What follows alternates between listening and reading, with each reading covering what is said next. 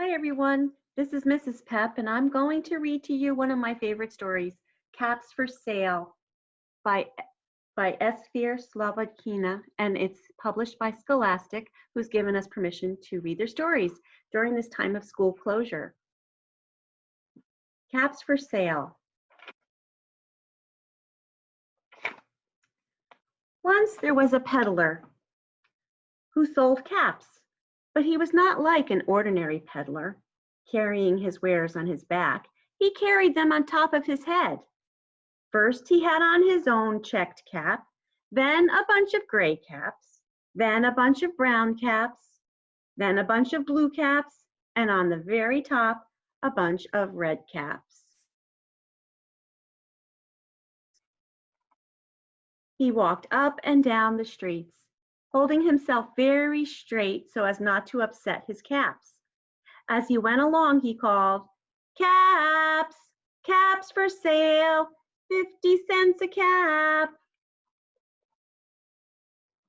One morning, he couldn't sell any caps. He walked up the street and he walked down the street calling, "Caps, caps for sale, 50 cents a cap." But nobody wanted any caps that morning. Nobody wanted even a red cap. He began to feel very hungry, but he had no money for lunch. "I think I'll go for a walk in the country," said he. And he walked out of town slowly, slowly, so as not to upset his caps.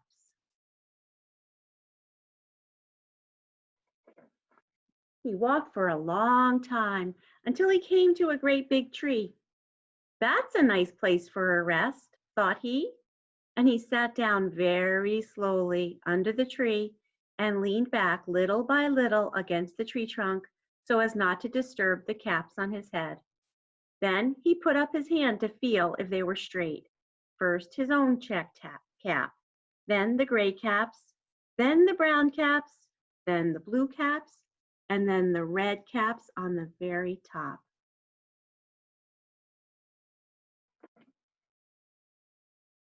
When he woke up, he was refreshed and rested.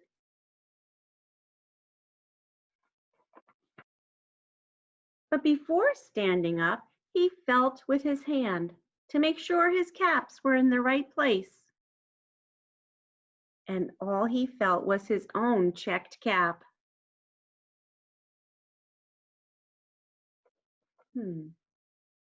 He looked to the right of him, no caps. He looked to the left of him, no caps. He looked in back of him, no caps. He looked behind the tree, no caps. On every branch sat a monkey. Oopsie. On every branch sat a monkey. On every monkey was a gray or a brown or a blue or a red cap.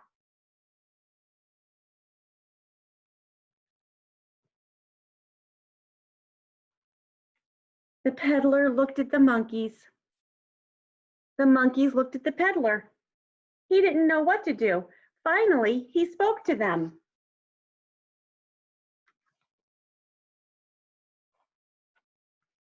"You monkeys, you," he said, shaking a finger at them. "You give me back my cap." But the monkeys only shook their fingers back at him and said, "Zhoo, zhoo, zhoo, zhoo, zhoo."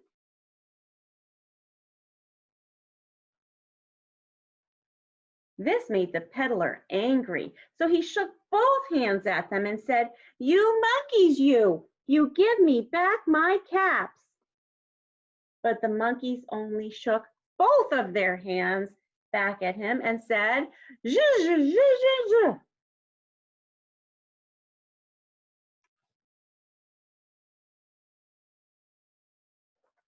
Now he felt quite angry. He stamped his foot and he said, "You monkeys, you give me back my cap." But the monkeys only stamped their feet back at him and said, "Zoo, zoo, zoo."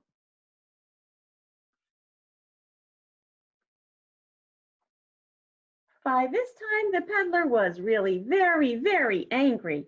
He stamped both his feet and he shouted, "You monkeys, you must give me back my caps." But the monkeys only stamped both their feet back at him and said, "Zhoo, zhoo, zhoo."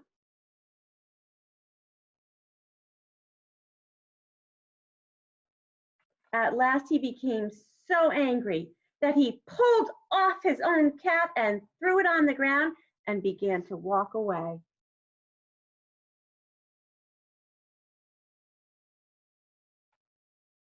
And then each monkey pulled off his cap.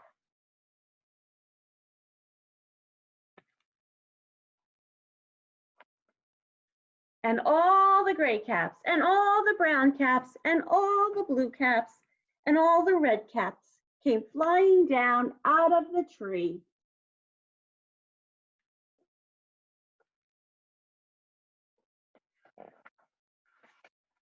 So the peddler picked up his caps and put them back on his head.